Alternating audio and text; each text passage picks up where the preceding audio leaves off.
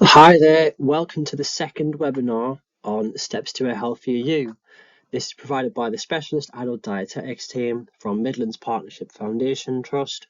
My name is Evan and today we're going to be covering what is a healthy diet. Now, before we start covering the content of today's webinar, stop and have a think about the following questions, okay? So feel free to pause the video if you'd like and make some notes if you need to.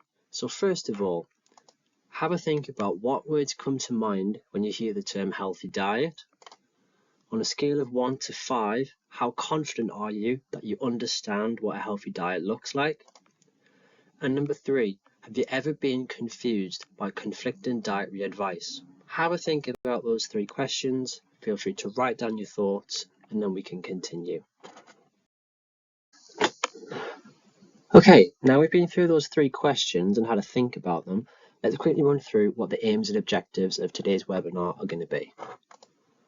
So firstly, let's see if we can understand the current UK dietary guidelines, including the pros and the cons. Let's see if we can understand the fundamentals of each macronutrient, understand how to read food labels accurately, and understand the meaning of energy balance and how to build a healthy plate. Let's make a start by taking a closer look at the dietary guidelines and what they mean. So in the UK, as it stands, we have the Eat Well Guide, and this is set out by the government and aims to guide us on how much we should be eating from each different food group, whether it be at each meal, over the course of a day, or even over a week, to achieve a balanced diet. One of the largest sections of this guide is fruit and vegetables. Now, these foods should make up just over a third of the total food we eat, and we should try and aim for at least 5 portions of different fruit and vegetables per day. These can be fresh, frozen, tinned, dried or juiced, but just remember fruit juices and smoothies should be limited to no more than 150 milliliters per day. The next section is protein, and these can include foods like meat, fish, as well as pulses like beans, peas and lentils. And those last few mentioned there are really good options as they're not only low in fat and calories, but they are also a really good source of fibre. When it comes to meat, try and opt for leaner cuts where possible and reduce your intake of red and processed meats like bacon, ham and sausages. The second smallest section of the guide is dairy, and this will include things like milk, cheese and yogurt. Whilst these are high in protein and calcium, they can also be quite high in fat as well. So try and opt for lower fat and lower sugar versions where possible, or plant-based alternatives that are fortified with vitamins and minerals. The smallest section of the guide is oils and spreads, and this is because of their high energy and fat content. Now we'll come to talk a little bit more about the types of fat in a few slides' time, but just as a quick overview, unsaturated fats like vegetable, rapeseed, olive and sunflower oil are all the most health promoting. And finally, located just outside of the plate in an attempt to depict that we don't fundamentally need these types of foods in the diet are things like chocolate, sweets, biscuits and other confectionaries. Now, whilst the guidelines do serve a purpose, the recommendations can be a bit ambiguous and subjective to an extent. For example, one recommendation within the starchy carbohydrate section of the guide is that having white varieties of carbs, like white bread, is absolutely fine, so long as it's a high fibre version. However, this is essentially endorsing the consumption of highly processed products as long as they are advertised as high fibre, rather than making it clear to opt for whole grain products that naturally contain fibre, and we will talk about that in a bit more detail soon. Now, because of this ambiguity, it is important that we go through each macronutrient and break them down, just to ensure that we're well equipped with the knowledge to fully use this guide to our advantage and cut through any confusion we may have. So the first macronutrient that we're going to look at in a bit more detail is carbohydrates. Now, carbohydrates are the body's greatest and most preferred energy source. and they can be broken down into three categories. We have monosaccharides, which means one saccharide or one sugar molecule, and these are carbohydrates in their most basic form. Then we have disaccharides, which are just two sugar molecules bound together. Again, these are classed as a simple form of carbohydrate. Then we've got things called polysaccharides, and these are made up of hundreds or even thousands of sugar molecules joined together, making them what some people might refer as complex carbohydrates. Now, all carbohydrates are in some way or another broken down into something called glucose. And glucose is what provides the body and the muscles with energy during exercise, but also for everyday unconscious biological processes, so things like concentration or generating serotonin for the brain.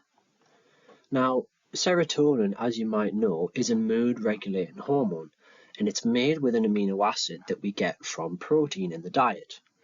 And carbohydrates will help convert that particular amino acid into serotonin. So eating carbohydrates has been speculated to help enhance mood.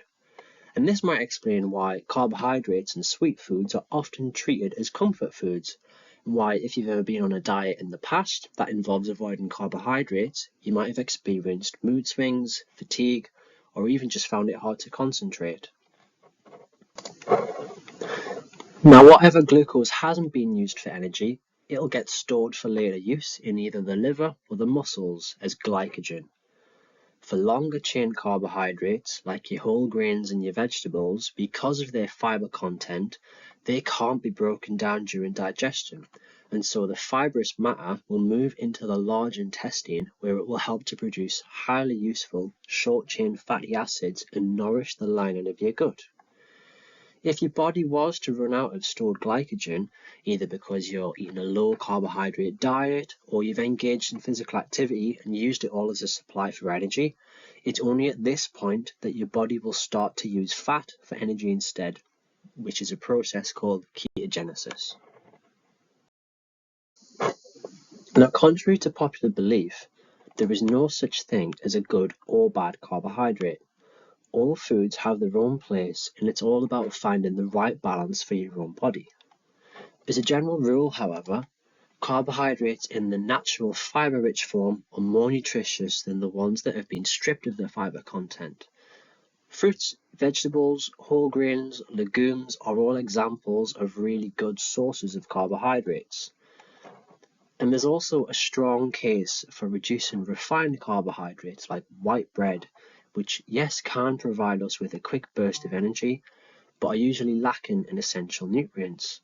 Instead, it's more beneficial to opt for complex carbohydrates like whole grains, which not only release their energies more slowly, but also, because of the fiber content, fill us up for longer and quicker and on fewer calories. Take, for example, rice cakes. Most people presume because they're low in calories, they must be healthy. However, they are also low in nutrients. For a more nutrient-rich option, choosing a brown rice cake or even a whole grain cracker would be a better option. Now that we've looked at carbohydrates in a bit more detail, let's do a quick knowledge test to recap what we've learned. So let's answer these questions. Please take a bit of time to pause the video and have a think about your answer if you like, and then we can continue with the webinar. So firstly, question 1. What is classed as a simple carbohydrate? So a carbohydrate formed of either one or two sugar molecules, monosaccharides and disaccharides.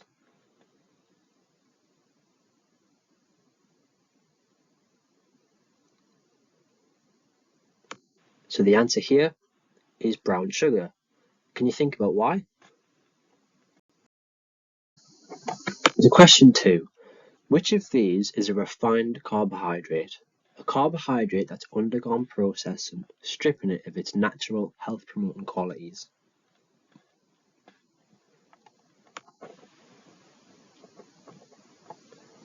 So the answer here is number 1.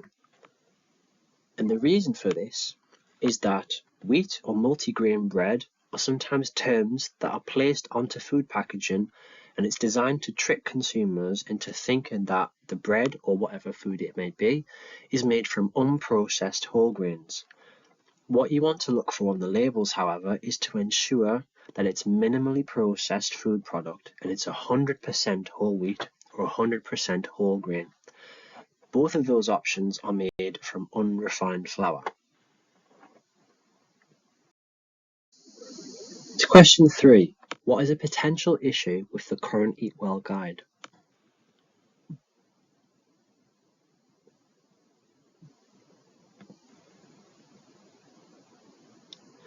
The answer here is number 3, that it suggests having wide varieties of carbohydrates are okay, so long as they're labelled from high fibre.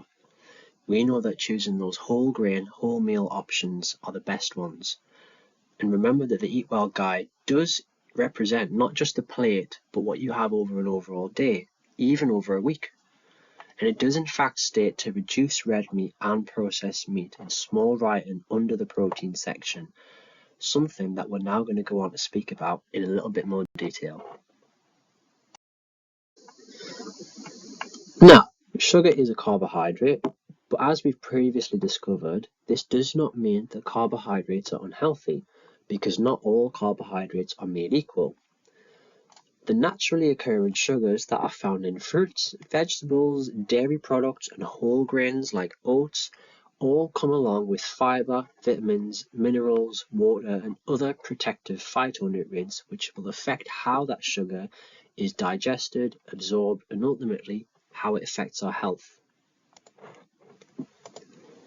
Free sugars, which are the types of sugar added to products to enhance them, are the types that we need to keep our eye on. Free sugars are found in anything processed, so things like biscuits, chocolate, flavoured yogurts, breakfast cereals, and fizzy drinks. A caveat to this rule is the sugars found in fruit juices and smoothies. Now, these products are still referred to as containing free sugars and should be limited to less than 150 millilitres per day. This is because we've separated the sugar from the fibre found in the fruit. If reducing your sugar intake feels daunting at first, then do things slowly. Over time, as you reduce your sugar intake from the rest of your diet, your taste buds and your microbiome will adjust, meaning those sugar-craving bacteria in the gut will die off, and suddenly you'll find that fruits and items like dates and other things will provide enough sweetness for you. Now we're going to discuss a little bit about protein. So when we consume protein, like meat, fish, or pulses, our digestive system will break them down into what's called amino acids. These amino acids are then absorbed into our body and used to create different types of proteins, such as antibodies, hormones, enzymes, transport molecules, and much more. These are all essential to our body's functioning.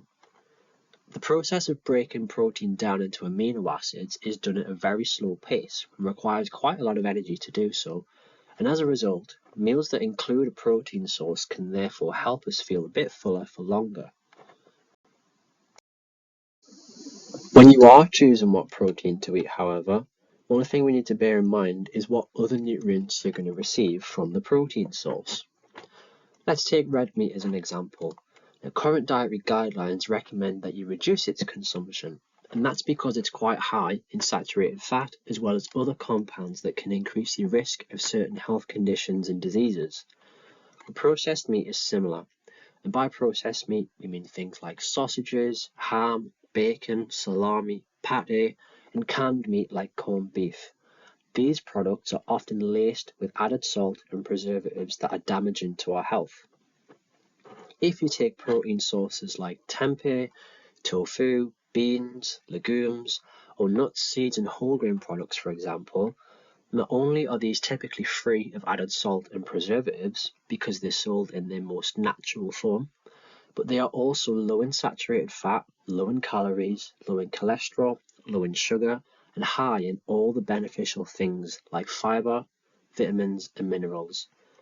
This combination of characteristics lend themselves greatly to weight loss and improved overall health. Plus, there is a huge amount of plant-based protein sources now available on the market for us to choose from. Just be sure that you are still opting for those that are minimally processed rather than choosing full meats or products that are pre-marinated in sauces that are typically high in salt and sugar. Also, be sure that if you start swapping out some of the animal products for plant-based alternatives, that these are fortified with vitamins and minerals. So for example, check that your plant-based milk is fortified with vitamin B12, calcium and iron, and that your tofu is prepared using calcium. So the takeaway point here is that whilst it's important to include protein in your meals and snacks to promote satiety and support everyday functioning, where your source of protein from is also going to mean the difference between poor health and good health. So the next macronutrient that we're going to discuss is fat. Now, fat is sometimes thought of as quite an unhealthy nutrient, but it's still a really important part of the diet. It helps with the absorption of vitamins like vitamin A, D, and E, and it will also provide us with energy. Any leftover fat, however, that's not used by the body or used for energy is then going to be converted into what we know as body fat. That process isn't just unique to fat, however. Any unused carbohydrates and proteins are also going to be converted into body fat. Body fat then will act as your energy reserve, and it's basically there for when we don't have enough carbohydrates in our system to fuel us. There's two main types of dietary fat. We've got saturated fat and unsaturated fat. Your saturated fats, firstly, they'll come from mainly animal sources and they tend to be solid at room temperature with some exceptions. So some examples are cheese, fatty meats like lamb, processed meats, milk, coconut oil, cakes and biscuits. They're all sources of saturated fat. Now, too much of that saturated fat can raise your LDL cholesterol, otherwise known as your bad cholesterol, which can increase the likes of heart disease. So the recommendations for saturated fat consumption is that no more than 11% of your total calories for a day should come from saturated fats. If we move on to unsaturated fats now, these are the ones that we should try and aim to have more of, okay? They're split into two subgroups, monounsaturated and polyunsaturated. And some of the sources of your monounsaturated fats will include the likes of olive oil, avocados, nuts, seeds, and some nut oils as well. Now, the reason why these types of fat, unsaturated fat, is favoured is because it will maintain HDL cholesterol, otherwise known as good cholesterol. And that essentially is going to help take cholesterol from parts of the body where there's too much of it to the liver, where it's then processed and dealt with by the body. Sources of polyunsaturated fatty acids include rapeseed oils, sunflower oils, walnuts, almonds, oily fish, and flax seeds. Now, there is also a third type of fat called trans fats. This should be avoided at all costs if possible. This type of fat is usually added artificially into processed foods, and it's been linked to the likes of inflammation, unhealthy cholesterol levels, insulin resistance, and impaired artery function, which can then lead on to some more complications down the line. Now, we've covered quite a lot of what to look out for when you're trying to make healthy choices, but it's quite important to know how to make those healthy choices, and one of the good ways of doing that is reading and understanding food labels. So let's have a little look in a bit more detail at how we can read food labels effectively. So if you've had a look at a food label in the past, you may have come across something called the traffic light system. This is a system for the front of your pack labelling, and it's something that has been around for quite a while. It's an easy way to check at a glance how healthy, how good a food is for you. The labels will show how many calories are in the food or drink, and they're also color-coded to show whether it's low, medium, or high in likes of fat, saturated fat, sugar, and salt, with green being low and red being high. The information on the front of the pack also tells you the portion sizes of the food or the drink and how it will contribute to the reference intake of an adult. What you want to do is try and choose foods with more greens and ambers and try and limit the amount of reds that you're choosing. And if the traffic lights aren't available, check the per 100 grams column on the back of the pack where you get a little bit more nutritional information on the label. One thing that is important to note, however, is that the figures for sugar on traffic light systems are for your total sugars. It doesn't tell you how much of the sugar comes from natural sources or how much is being added.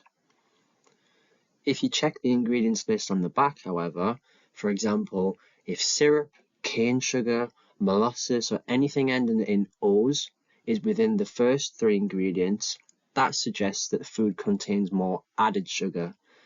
Choose an alternative if you can, or be mindful of the portion sizes of that type of food you're eating. On the front of the packaging, you might also find marketing messages such as fat-free or low fat, low sugar, lots of different ones out there. These can be confusing and sometimes misleading. So fat-free essentially means it has to have no fat, but check the ingredients list for added sugar, which are often used to replace the fat. Sugar-free is the same principle as fat-free, but again, check the ingredients list for fats which may be added to replace the sugar. Low fat means the product has 3 grams or less of fat per 100 grams, and low sugar means it has less than 5 grams of sugar per 100 grams. No added sugar means that although no sugar is added, there may be naturally occurring sugar in the food. Reduced fat or sugar means that the product contains at least 30% less fat or sugar than the standard version of the product. Now, this doesn't necessarily mean it's healthy, and in some cases, the light version of, let's say, crisps, for example, can contain the same amount of calories and fat as the standard version of another brand. If we now move on to the back of a food product, the information on the back of the product packaging is going to give more details about the ingredients, nutritional composition, allergens, best before or use by dates, and also the weight of the product. The ingredients are listed in order, starting with the highest quantity ingredient first, down to the lowest quantity ingredient last. So if you find sugar at the top of the list, that food is likely going to be high in sugar. Both the back of the pack and the front of the pack traffic light label will express the nutrition per 100 grams. That's a good thing to know, as you might want to think about the portion sizes that you're intending on consuming, as this is going to influence the calories and fat, everything else that you're going to be consuming. So now that we've covered the basics of nutrition and we hopefully understand a little bit more about those basics, let's now have a little look at mechanisms of weight loss. So weight loss is mainly a product of energy balance, which is a calculation of the amount of energy we will consume in the form of calories. Calories we get from fat, alcohol, protein, and carbohydrates, versus how much energy we utilize in basic life-sustaining functions, like breathing, digesting, or moving around. Now, we will gain weight when we consume more calories than what we need, or essentially we overfill our tanks, because our bodies have evolved to store almost unlimited amounts of body fat. Historically, this ability has helped us survive during times of food scarcity, but food scarcity is really an issue in the Western and modern world, so our tanks are often always full. And because of this energy balance equation, it is possible to lose weight with many different dietary approaches, so long as it helps you consume fewer calories than you expend. But not all diets are necessarily health promoting or sustainable. When it comes to weight, no amount of exercise can counteract an unhealthy diet. The typical number of calories burned during exercise is far less than the calorie content of many foods out there. For example, if a person was weighing 70 kilograms and jogging at a moderate intensity for roughly 30 minutes, they're likely going to burn around 298 or let's say 300 calories. a single chocolate or energy bar would easily offset these calories burned. So in order to nourish your body over the long term, opting for whole foods that are minimally processed, like we discussed earlier on, are going to help you fall into a calorie deficit whilst also making you feel satisfied and full. If weight loss or weight maintenance is a goal of yours, then there's lots of evidence out there across all different levels of science that supports the idea of a diet rich in whole plant foods and one that minimizes calories from ultra-processed foods and alcohol is a good idea to try. Now, a typical dietary pattern that follows all these characteristics is the Mediterranean diet. So on the screen is an example of what your overall diet might look like should you follow a dietary pattern similar.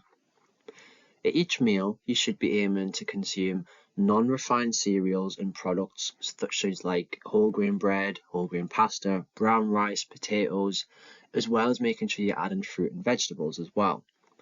Every day, you should be looking to consume some dairy or dairy alternatives such as fortified plant-based milk, and you should have roughly 2 portions.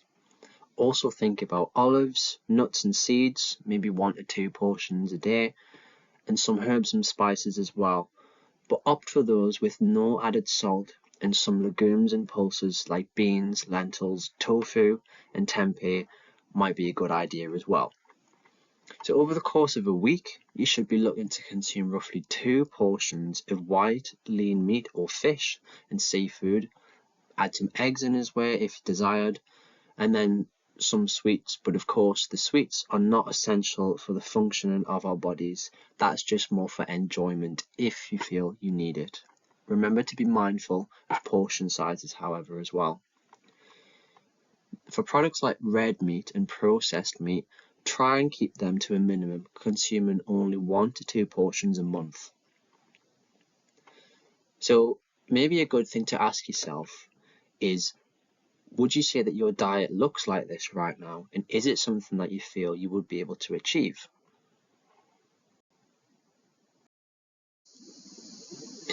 Another technique that you might like to try to help improve healthy eating is to use something called the tea plate, which is seen on screen here. This will give you a visual idea of what your plate should look like for each meal and how you can build a healthy plate at each meal as well. Now, as we've already covered, the base of your meals should be whole plant foods. These are the foods that are going to be full of fiber and also water, which is going to fill you up on lower calories. They're also naturally low in fat and saturated fats, whilst being packed with lots of vitamins and minerals as well. Then, 1/3 of your plate should be starchy, whole grain carbohydrates that are minimally processed, and the final third being your lean proteins. Again, having plant-based options is the majority if you can, such as tofu, beans and pulses, and then lean animal products roughly twice a week.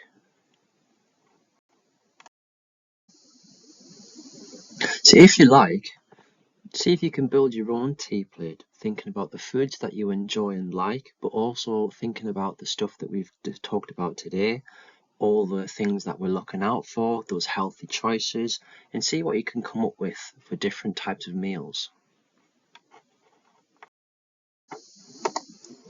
So now that the session's coming to a close, I think it's probably a good idea to have a little reflection on what we've learned and see what we think of the following 3 questions. So after what we've learned today, have a think now about what words will come to mind. So what words come to mind when you hear the term healthy diet? On a scale of 1 to 10, how confident are you now that you understand what a healthy diet looks like? And on a scale of 1 to 10, how confident would you be at reading the front and the back of food labels? Also try and have a think of how that could affect your meal choices, your food choices, and if, healthy eating is something that you feel you could now improve on based on what we've looked at today. And that now brings us to a close of today's workshop. So thank you very much for listening. I really do hope it's been informative and there's some good ideas you've took from it to help you improve your healthy eating. Thank you very much and see you very soon.